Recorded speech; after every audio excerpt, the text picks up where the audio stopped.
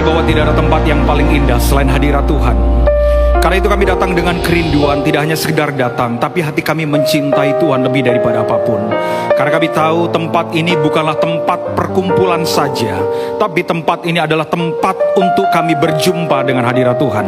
Dan kami percaya bahwa setiap orang yang berjumpa dengan hadirat Tuhan, yang sakit sembuh, yang terikat lepas, dan hidup kami pasti berkemenangan. Biarkan hari ini Bapa, kami siapkan hati kami dengan rendah hati untuk menerima benih yang hidup daripada Tuhan.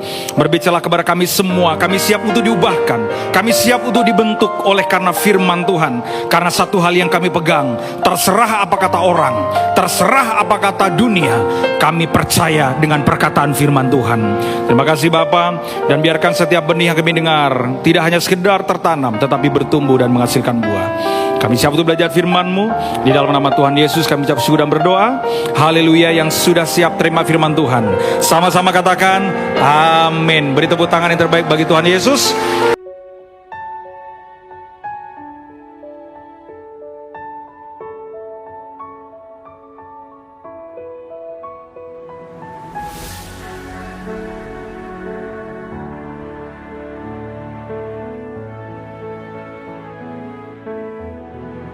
Puji Tuhan, silakan duduk saudara. Puji Tuhan, shalom.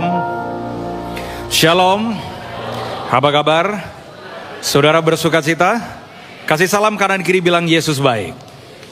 Baik, puji Tuhan saudara. Dengan tidak mengurangi rasa hormat, terima kasih kepada gembala, wakil gembala, staf diaken, pengerja yang mengizinkan waktu bagi saya untuk membagikan firman Tuhan. Saudara, saya percaya bahwa saudara datang hari ini karena bukan kebiasaan ya. Ada banyak orang yang datang ke gereja karena faktor kebiasaan.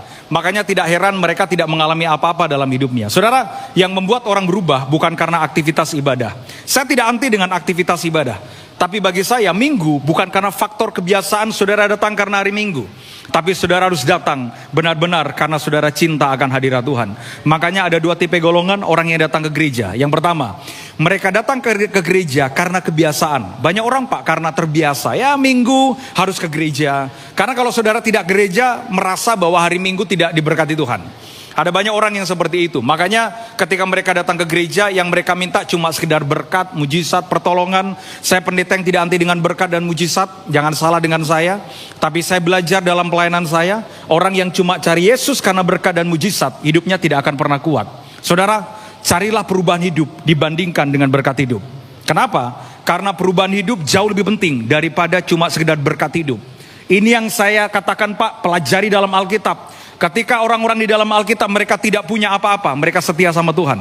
Tapi begitu mereka diberkati Tuhan, mereka lupa dengan Tuhan. Apa yang salah Pak? Begini, yang paling penting itu bukan berkatnya, yang paling penting adalah pertobatan di dalam hadiratnya. Ada banyak orang sudah diberkati, tapi hidupnya nggak bertobat. Makanya nggak heran, rekening bertambah juga selingkuhannya, gitu kan? Apalagi rumah bertambah, tapi bertambah juga simpenannya. Saudara, yang paling penting bukan tangan Tuhan, tapi yang paling penting adalah pribadi Tuhan. Amin. Saudara mau cari hadiratnya lebih daripada apapun. Amin. Makanya tanamkan dalam diri kita Pak, kalau datang ke rumahnya, mencari sang punya rumah, bukan pemberiannya. Gak salah Pak dengan pemberiannya, tapi banyak orang cuma suka dengan pemberiannya dibandingkan suka dengan pribadinya. Nah, yang dikejar dengan pribadinya itu pertobatan dan karakter, bukan berkat. Makanya saudara jangan takut dengan berkat. Kenapa? Bapak saudara itu bapak yang baik. Saya sebagai bapak Pak, anak saya gak usah takut masalah hidup. Karena saya akan kerja keras supaya anak saya dapat susu dan pendidikan yang terbaik. Bapak model saya tahu yang terbaik buat anak. Apalagi bapak saudara di sorga. Tepuk tangan buat Tuhan Yesus. Baik, saya beri judul khotbah saya. Judulnya sederhana. Judulnya adalah Ketika Iman Bekerja. Saudara, setiap saudara berdoa, selalu saudara mengucapkan satu kata ini di akhir dari kalimat doa. Selalu mengucapkan apapun ketika saudara berdoa, Tuhan berkati aku, Tuhan tolong aku, Tuhan biarkan rumah tanggaku melayani Engkau, Tuhan tolong aku. Selalu kita ucapkan permintaan kita dalam nama Yesus, kita ucapkan kata apa? Amin, betul? Selalu ketika kita berdoa, satu kata ini tidak pernah lupa. Kita tutup dengan satu kata ini, apa itu? Amin. Nah, kata amin di dalam bahasa Aram dan di dalam bahasa Arab artinya bagus banget. Kata amin di dalam bahasa Aram dan bahasa Arab artinya adalah kepastian. Ini saya suka Pak. Jadi orang Kristen itu kalau berdoa harus punya kepastian. Katakan amin. Makanya apapun yang kita doakan, saudara harus percaya apa yang saudara doakan pasti ada kepastian. Makanya orang kalau beriman itu pasti berdoanya pasti beramin. Orang yang beriman pasti akan beramin. Saudara boleh beriman tentang apapun, tapi jangan pernah lupa untuk beramin. Tapi sayang banyak orang Kristen yang beriman tapi hidupnya nggak beramin. Saudara, sorga bukan mudah-mudahan, tapi sorga adalah amin dan kepastian. Pertolongan dari Tuhan, berkat bukan mudah-mudahan, tapi pertolongan dari Tuhan adalah sebuah kepastian. Nah saudara, dalam hidup, saudara harus hati-hati ketika saudara beriman. Ada dua hal yang bisa menghambat ketika iman saudara bekerja. Apa itu? Yang pertama, namanya keadaan. Hati-hati saudara. Seringkali saudara cuma beriman ketika di gereja, begitu pulang ke rumah, saudara diperhadapkan pada keadaan, ternyata bisnis masih belum diberkati. Berapa banyak orang Kristen imannya luntur karena faktor keadaan.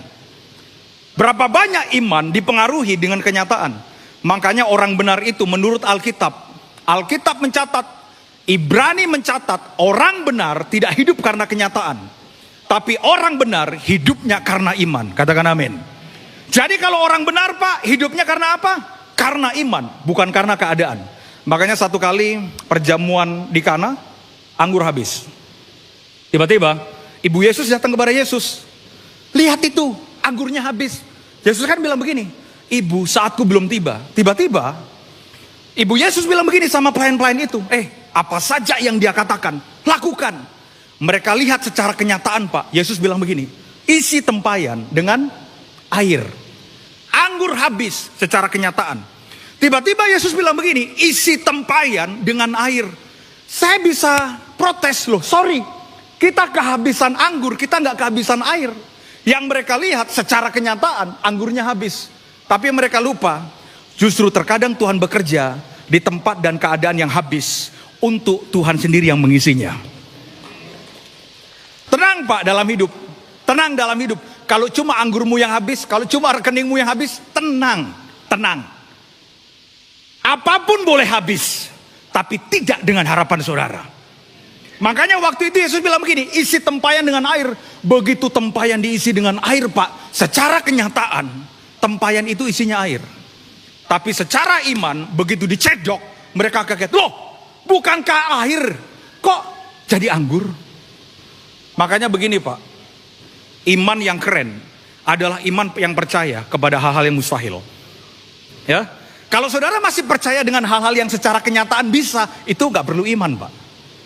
Makanya terkadang kalau ikut Tuhan, belajar untuk kita mengimani sesuatu yang mustahil, supaya kalau terjadi, saudara baru bisa cerita semua karena Tuhan.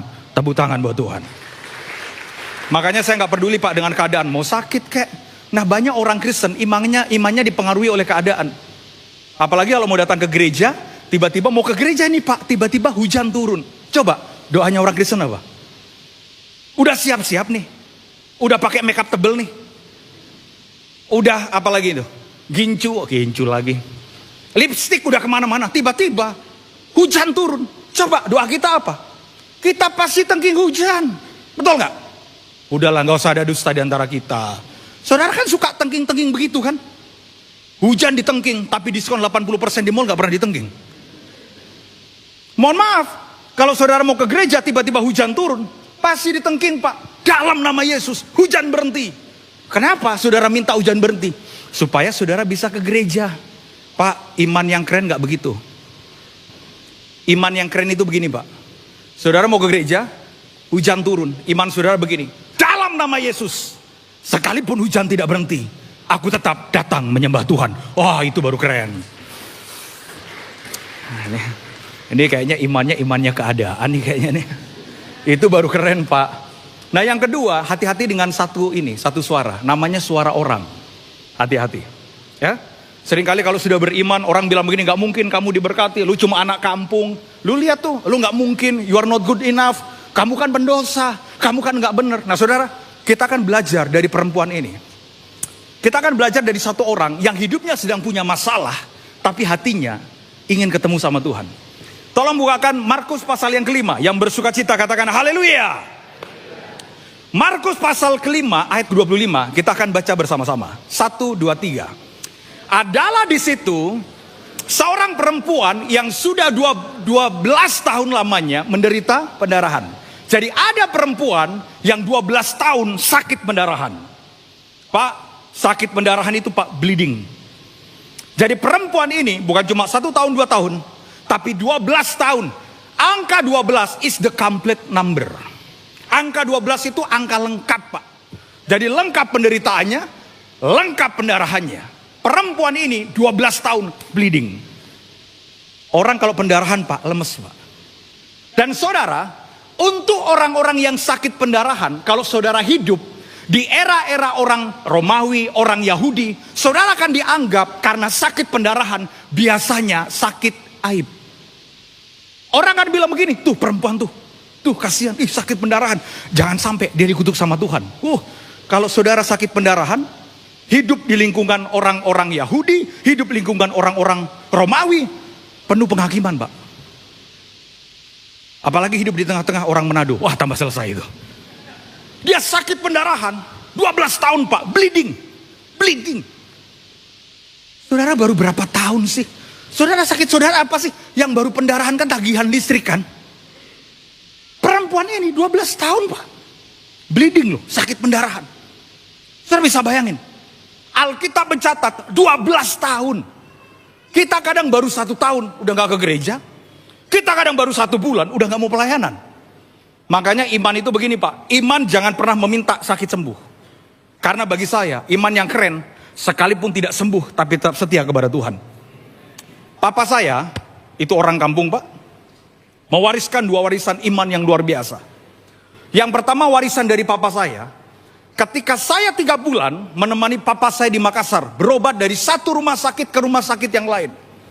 Saya berdoa hari itu, Pak tenang Pak, anakmu ini hamba Tuhan, Papa pasti sembuh.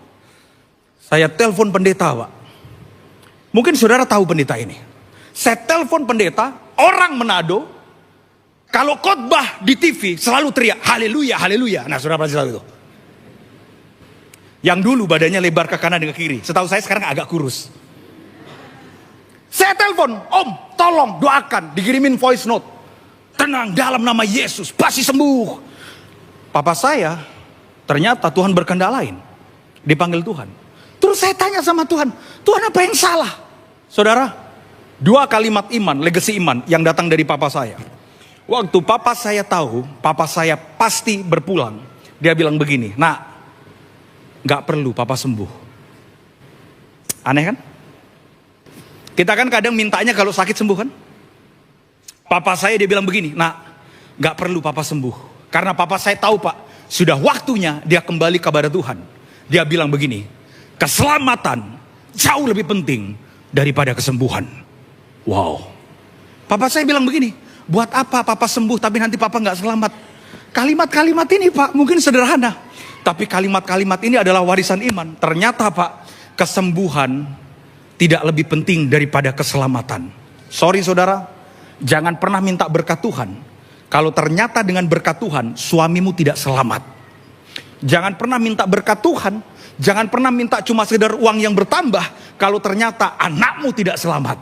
Karena bagi saya, keselamatan jauh lebih penting daripada berkat Tuhan. Tepuk tangan buat Tuhan.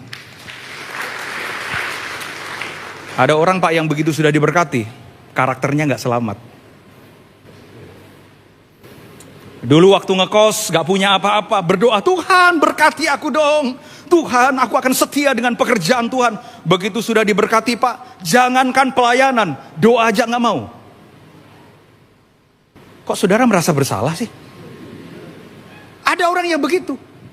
Nah, perempuan ini 12 tahun. 12 tahun. Bukan 1 tahun Pak. Jadi tahun kedua, still bleeding. Tahun ketiga, bleeding. Tahun keempat, bleeding. Pendarahan. Saya nggak tahu saudara sedang bleeding apa. Mungkin saudara bisnis tapi kok pendarahan terus Pak. Bisnis masih bleeding. Ekonomi masih bleeding. Kayaknya wajahnya banyak pendarahan nih kayaknya ini. Saudara, 12 tahun. Nah tiba-tiba Alkitab mencatat ayat berikutnya. Ini nih ayat berikutnya. Ia telah berulang-ulang diobati, apa saudara? Oleh berbagai tabib. Sehingga telah dihabiskannya semua yang ada padanya, namun sama sekali tidak ada faedahnya, malah sebaliknya. Keadaannya makin memburuk. Bayangkan saudara, he's spending money, uang Pak dihabiskan, yang penting gua sembuh. Tapi gak sembuh, malah buruk. Makanya saudara, tidak ada kesembuhan yang sejati selain dalam hadirat Tuhan. Kalau saudara berpikir ketika saudara punya masalah, wah gue lagi punya masalah. Tiba-tiba saudara bilang ini, gue kan punya duit. Udah, dugem aja, mabok. Percayalah saudara, itu hanya bisa menyelesaikan peningnya kepalamu, tapi tidak dengan peningnya hatimu. Orang kadang berpikir, terutama yang seperti saya Pak, yang laki-laki, kalau lagi punya masalah, dia berupaya cari penghiburan dari masalah. Betul gak? Ada yang begitu kan? Begitu punya masalah Pak, bisnis, mabok lah. Joget-joget lah. Ya happy sih Pak. Tapi begitu tidur, besok pening lagi Pak. Tenang saudara. Tidak ada satupun jawaban yang pasti kecuali dalam hadirat Tuhan. Ini yang pasti. Ya, apapun yang saudara alamin. Nah makanya saudara, kalau saudara lagi ngalamin masalah, coba Pak, cari hadirat Tuhan.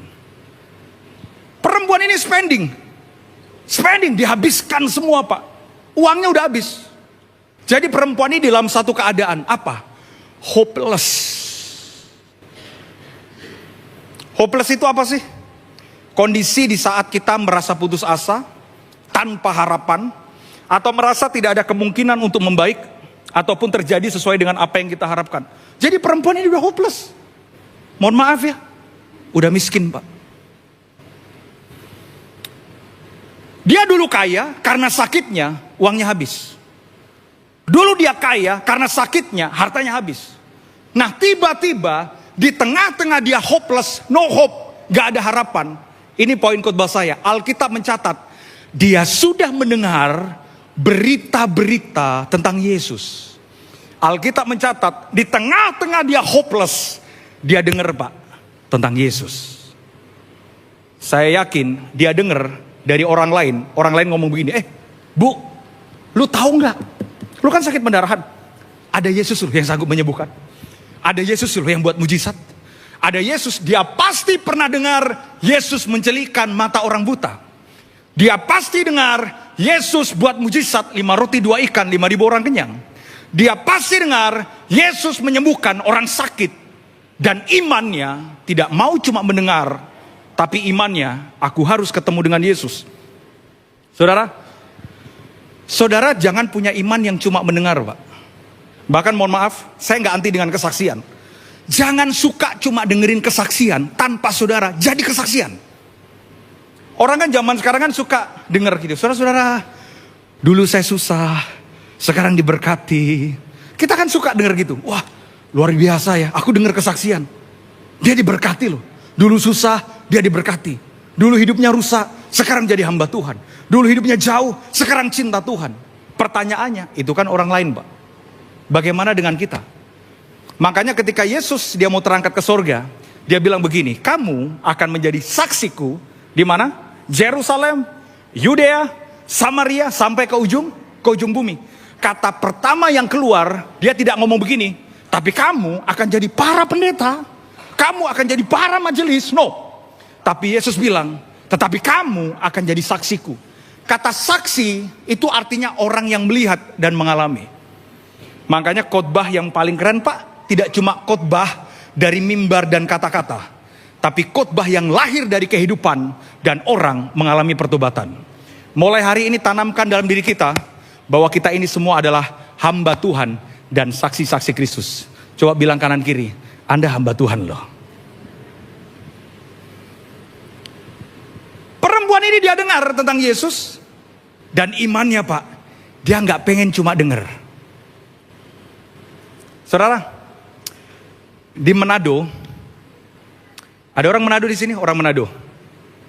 Oh, nggak ada orang Manado di sini ya? Nggak ada orang Manado di sini. Ibu kok nggak bangga sih Bu jadi orang Manado Bu? Bangga gitu loh Bu. Saya aja bangga Bu. Gitu. Di Manado itu ada restoran yang saya suka Pak. Kalau setiap terbang pagi, setiap landing pagi itu, Karena penerbangan yang paling enak di Manado itu Pak, kalau terbang subuh. Kalau pulang Manado, ya kan? Manado itu, beda Pak, beda. Manado itu urusan makanan, urusan apalagi orang-orangnya itu beda. Ya, yang lain punya ciri khas sendiri. Pokoknya Manado itu beda. Manado itu kalau urusan apalagi urusan makan. Manado itu Pak, daerah yang apa-apa pasti makan. Apa aja. Kumpul, makan.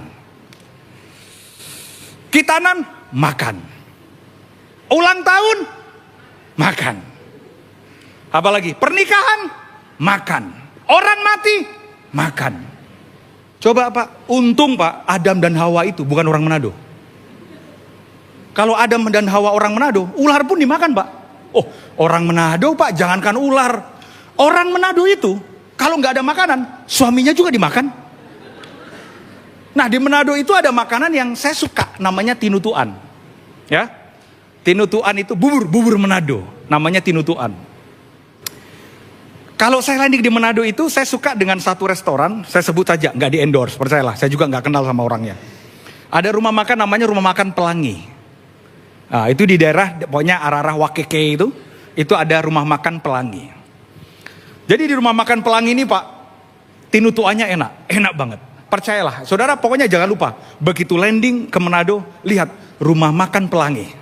Kata pendeta David Herson, kalau tidak enak, terkutuklah pendeta David Herson. Saudara serius amat. Nah, begitu masuk di rumah makan ini Pak, saudara harus pesan namanya tinutuan. Dan tinutuan itu Pak, itu enak kalau kita nikmatin dengan dabu-dabu bakasang. Ada sambal roa, tapi ada dabu-dabu bakasang.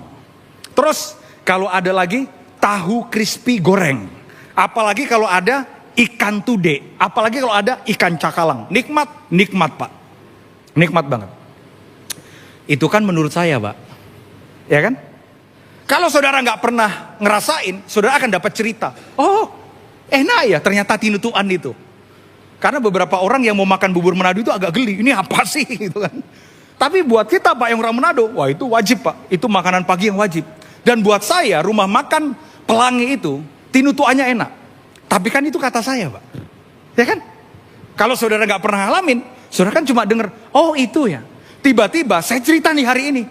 Ada rumah makan namanya Rumah Makan Pelangi, jualannya bubur Manado. Di situ ada sambal bakasang, di situ ada sambal roa, di situ ada hadirat Tuhan. Wah, kira-kira gitu. Tiba-tiba saudara terbang nih ke Manado. Coba, begitu lewat Rumah Makan Pelangi, yang ada di kepala saudara apa? Bubur Manado. Dan cerita-cerita yang saya ceritakan Pak, akan saudara tahu persis bagaimana rasanya kalau saudara ketemu, pesen, dan nikmatin. Cuma sayang Pak, zaman sekarang Yesus saudara baca di Alkitab, tapi terbanyak orang hanya sekedar membaca tanpa mengalami secara pribadi dalam hidupnya. Banyak zaman sekarang Pak, orang itu hanya sekedar diceritakan, Yesus buat mujizat. Pertanyaannya, saudara ngalamin nggak? Yesus sanggup menyembuhkan orang sakit. Pertanyaannya, kita ngalamin nggak? Jangan sampai kita cuma sekedar dengar tentang Yesus, tapi kita tidak mengalami tentang Yesus. Perempuan ini, dia dengar. Imannya Pak tiba-tiba timbul. Apa yang dia lakukan? Dia dengar tentang Yesus. Imannya bilang begini, gak bisa. Gua gak bisa cuma di dalam rumah. Aku harus ketemu dia. Nah, sakit pendarahan ini aib. Sakit pendarahan itu. Saudara bisa bayangkan ketika dia keluar dari rumah, orang akan ngomong apa? Bau, kotor. Dia bleeding Pak. Dia pendarahan. Tapi imannya, dia gak pengen cuma di rumah. Aku harus ketemu dengan Yesus. Makanya ibadah itu bukan perkara saudara keluar dari rumah dan saudara duduk di gereja. Ketemu dengan hadirat Tuhan. Perempuan ini dia bleeding Pak. Bleeding. Begitu dia keluar dari rumah, orang sudah menunggu dengan penghakiman. Dari jauh orang udah bilang begini, tuh perempuan yang sakit pendarahan tuh kotor tuh bajunya, tuh bau tuh, masih mau dia keluar dari rumah. Jangan deket-deket sama dia. Mohon maaf saudara, ada banyak orang yang sedang pendarahan dengan dirinya. Mungkin jauh dari Tuhan. Dan mohon maaf, ada orang-orang yang di gereja justru bukan menuntun yang sakit pendarahan, tapi menjadi hakim buat orang yang sakit pendarahan. Teruntuk saudara yang suka menghakimi hidup orang lain, dengarkan saya saudara. Ketika satu jarimu menunjuk ke orang lain, masih ada 4 jari yang lain menunjuk ke arah dirimu sendiri. Jadi dalam hidup Pak, gak layak untuk kita menghakimi hidup seseorang, karena masing-masing kita punya kekurangannya sendiri. Tapi perempuan ini Pak, dia gak peduli. Dari rumah, dia keluar. Dia gak peduli orang mau hakimin dia. Dia gak mau peduli orang mau ngutukin dia. Dia gak mau peduli orang mau ngomongin dia kotor, dia bau. Yang penting, aku sembuh, ketemu dengan Yesus. Begitu dia keluar dari rumah, Alkitab tadi mencatat, orang berdesak-desakan. Orang Pak berdesak-desakan dekat dengan Yesus. Dia sadar diri, gua kotor, gua bau. Apa yang dia lakukan? Maka di tengah-tengah orang banyak itu, ia mendekati Yesus dari belakang. Dia takut ini Pak, ini kotor nih, bleeding. Dia dekati Yesus dari belakang. Tiba-tiba dia jamah ujung jubah Yesus. Kenapa dia tidak menampakkan diri di depan? Karena dia sadar Pak, dia kotor. Makanya dia gak berani di depan. Sedangkan mohon maaf ya, ada banyak orang yang di depan, tapi Yesus tidak merasa apa-apa dengan mereka. Perempuan ini kotor dari belakang. Pelan-pelan dari belakang. Dia ujung jubah Yesus, dia jamah. Karena imannya begini Pak. Aku tahu aku kotor. Tuhan itu Pak suka dengan orang yang apa adanya, tanpa topeng. Percayalah. Tuhan itu suka dengan orang-orang yang begitu datang, Tuhan, gua simpenan. Tuhan, gua pernah jual diri. Tuhan, gua pakai narkoba. Tuhan, hidup gua hancur. Tuhan, gua gak punya pengharapan. Tuhan lebih suka dengan orang-orang yang datang sekalipun tahu dia kotor, dibandingkan orang yang suka merasa sok suci. Tiba-tiba di depan. Karena bagi saya, apa adanya akan lebih mudah pertobatannya. Kayaknya marah ini saudara dengan saya itu. Oh iya Pak, saya makanya kalau saya kadang ke gereja Pak, mau khotbah Pak, kadang saya menyadari Tuhan, gua kotor. Kalau ingat belasan tahun yang lalu, Tuhan, gua pakai narkoba.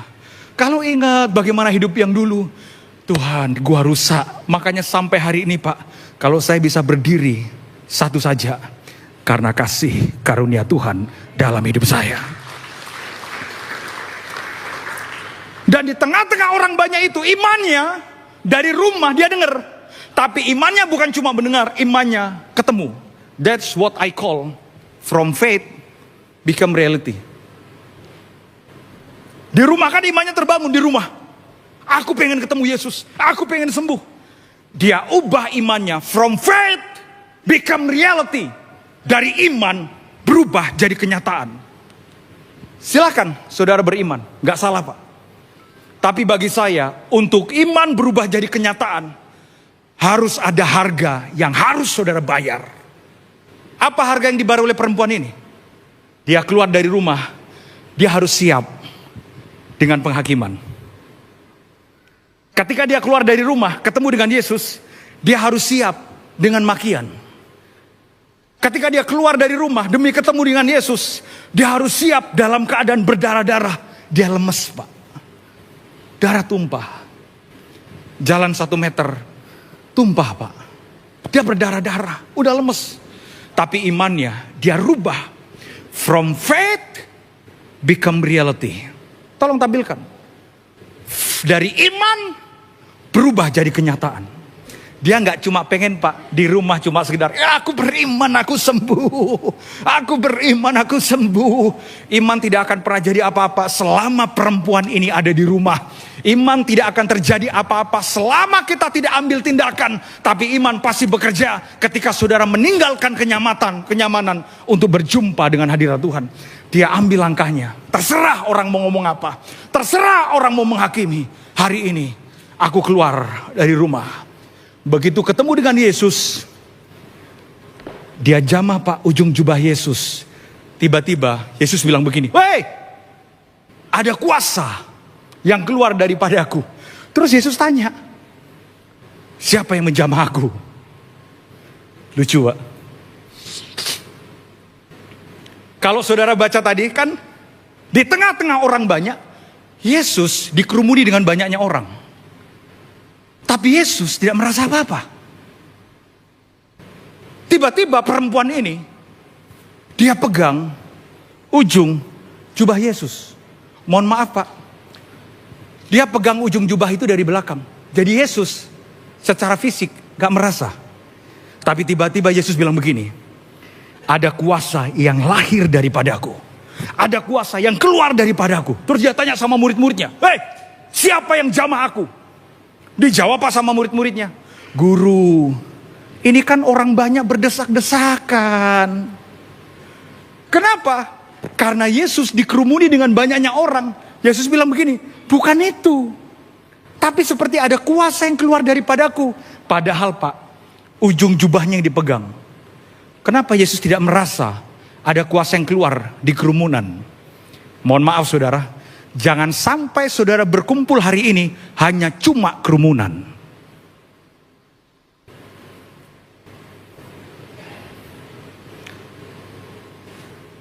Ngumpul sih Pak banyak, tapi kerumunan.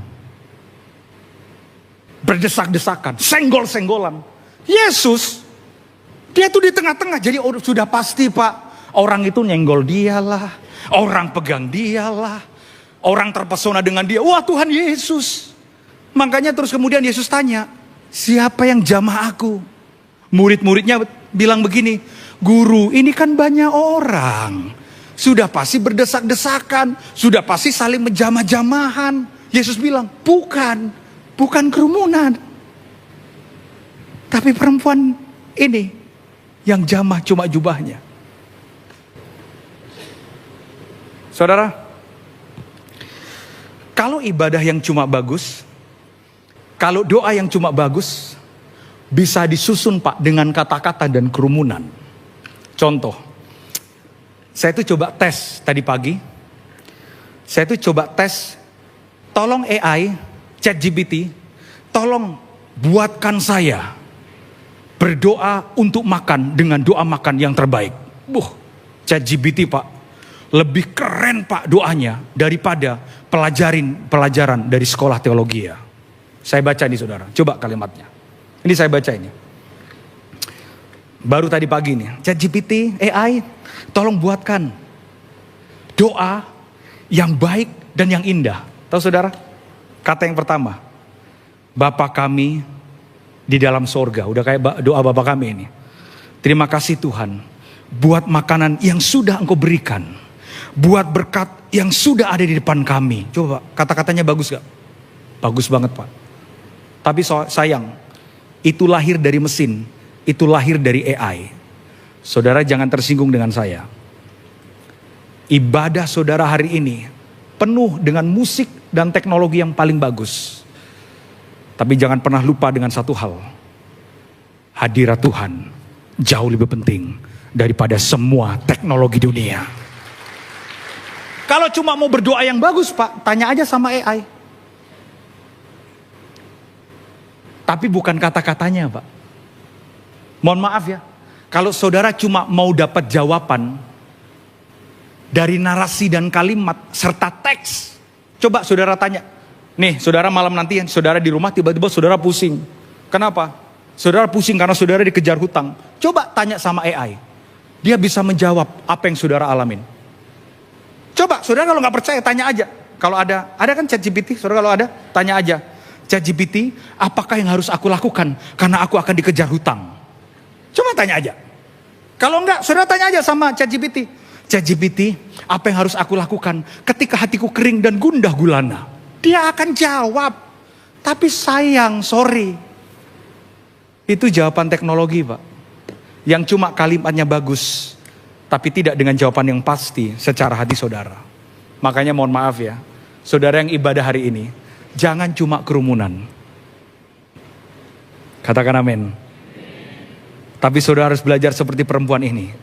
Asal ku jamah ujung jubahnya, aku pasti sembuh. Saudara, perempuan ini tidak tercatat namanya siapa. Tapi perempuan ini ada di hati saya. Imannya cuma bilang begini, asal ku jamah ujung jubahnya. Coba, kalau orang gereja, kalau setiap minggu ke gereja mintanya apa? Tuhan, jamah kami, gitu kan? Kita kan kalau ke gereja kan itu, Tuhan jamah kami. Kalau saudara nggak yakin dijamah sama hadirat Tuhan, saudara kan pengennya dijamah sama pendeta kan? Makanya ada orang Pak, mintanya itu kepalanya dijamah. Makanya kalau saya doakan itu, saya nggak tahu bekas pendeta siapa aja itu kepalanya itu. Mintanya dijamah gitu. Saudara, perempuan ini imannya, that's another level of faith. Perempuan ini imannya, dia tidak minta, Tuhan jamah aku, Yesus jamah aku. Tapi imannya, aku mau jamah dia. Wow. Iman kita harus begini Pak. Hari ini aku datang di gereja, bukan hanya cuma minta, dijamah Tuhan. Tapi hatiku dan penyembahanku menjamah hatinya Tuhan. Tepuk tangan buat Tuhan. Makanya Yesus bilang begini, ada kuasa yang keluar daripadaku. Padahal kerumunan orang ada di situ Pak. Di situ ada banyak orang. Kok Yesus gak merasa apa-apa ya? Iya kan? Kok kayaknya saya salah khotbah ya saudara ya?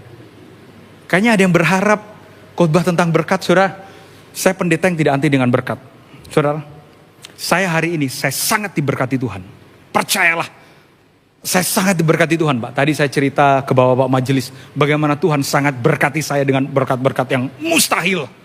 Apalagi dalam waktu 1 bulan ini Pak. Waduh Pak, kami itu kerjaan kami sederhana, tapi kami diberkati dengan, mohon maaf kalau angkanya ya cukup miliaran. Sampai terus kemudian kita ada kendaraan yang mungkin harganya di atas, ya sudah hampir 2 miliar. Pak, kami sangat diberkati Tuhan. Saya cerita begini saudara, bukan saya pendeta yang, pendeta ini cuma khotbah bukan dengan tentang berkat, tapi tentang proses, tentang penyalipan. Mungkin hidupnya susah, habis itu akan telepon orang, minta persembahan, minta bantuan. Sorry. Saya ngalamin berkat Tuhan. Tapi bagi saya, berkat baik, tapi hadiratnya jauh lebih baik daripada berkatnya. Oh ya, Pak, perempuan ini Pak, dia cuma pengen, aku jamah ujung jubah Yesus. Ujung aja Pak, cukup. Itu persis seperti perempuan dari Sirofenisia, perempuan Kanaan. Waktu anaknya sakit, tiba-tiba Yesus bilang begini, tidak patut mengambil roti dan melemparkannya kepada anjing. Dia bilang begini, Tuhan, akulah anjing itu. Memang tidak patut dia dapat roti, tapi setidaknya sedikit remah-remah sudah cukup bagiku. Gak ketemu Yesus, it's okay. Tapi perempuan ini, asalku jamah ujung jubah Yesus, aku pasti sembuh. Saya berdoa penyembahan saudara hari ini menjamah hati Tuhan. Tepuk tangan buat Tuhan Yesus. Saya undang saudara bangkit berdiri. Kasih salam kanan kiri, bilang Yesus baik. Mari kita berdoa. Haleluya. Bapa, mengucap syukur buat kasih-Mu, mengucap syukur buat kebaikan Tuhan dalam hidup kami.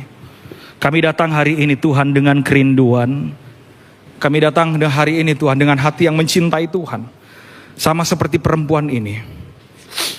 Dia ketemu dengan Yesus.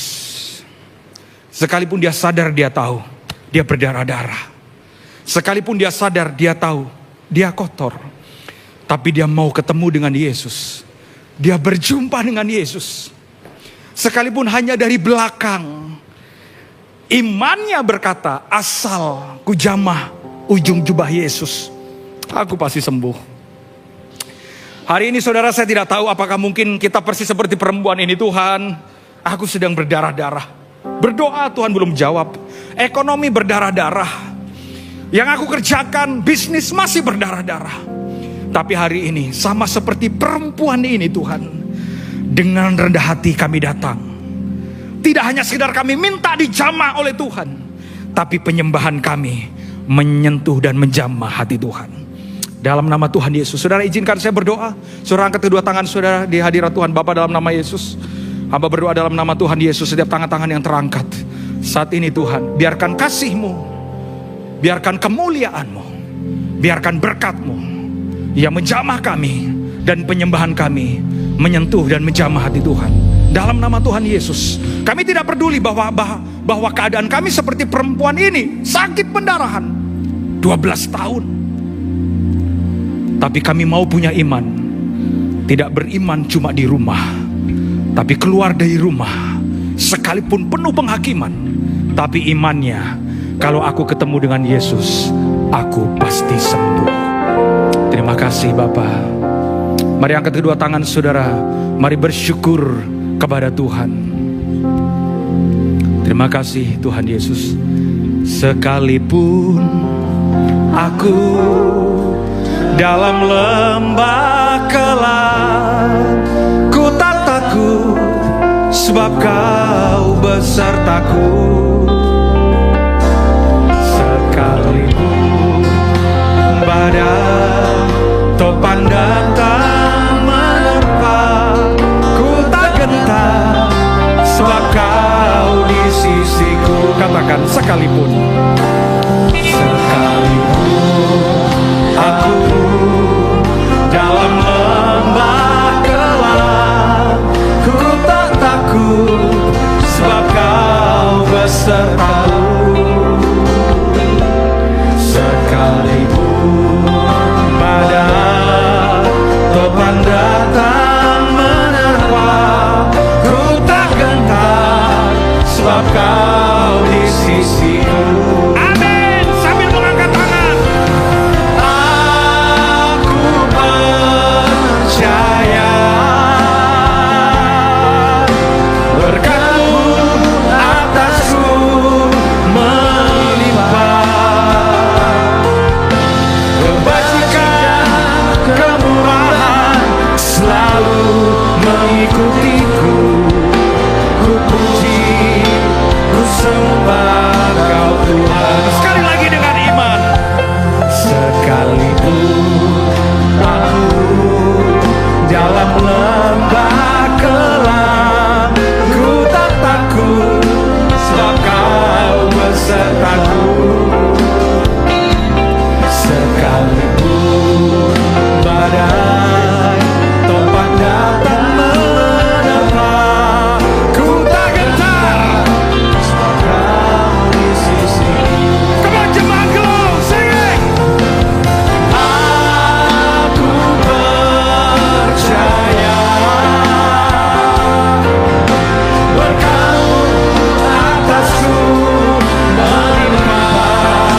Dengan iman dalam nama Yesus, kebajikan, kemurahan selalu mengikutiku. Ku puji, ku sembah Kau Tuhan. Yang mengasihi Tuhan sekali lagi dengan iman. Aku percaya berkat-Mu atasku melimpah, kebajikan, kemurahan selalu mengikutiku. Ku puji, ku sembah Kau Tuhan. Mari sekali lagi angkat tangan saudara, izinkan saya berdoa. Izinkan saya berdoa. Bapa, dalam nama Yesus, kami percaya perjumpaan dengan Tuhan pasti membuat kami berkemenangan. Perjumpaan dengan Tuhan, yang sakit pasti sembuh. Perjumpaan dengan Tuhan, kami percaya terikat pasti lepas. Kami percaya hari ini Tuhan, sama seperti perempuan ini ketika keluar dari rumah, asal kujamah ujung jubahnya. Sekalipun dia dihakimi, dia capek dengan hidupnya. Tuhan, 12 tahun. Tapi imannya mau ketemu dengan Tuhan. Imannya mau berjumpa dengan Tuhan. Di tengah-tengah dia kotor, di tengah-tengah dia bau, di tengah-tengah dia sakit pendarahan. Karena satu hal, dia sudah tidak punya apa-apa. Dia habiskan semua hartanya, dan satu-satunya jawaban adalah pada Yesus sendiri. Kami percaya dengan iman bahwa kami datang hari ini dengan mengangkat kedua tangan kami Bapa. Kami berserah bahwa yang sakit pasti sembuh, yang terikat pasti lepas, dan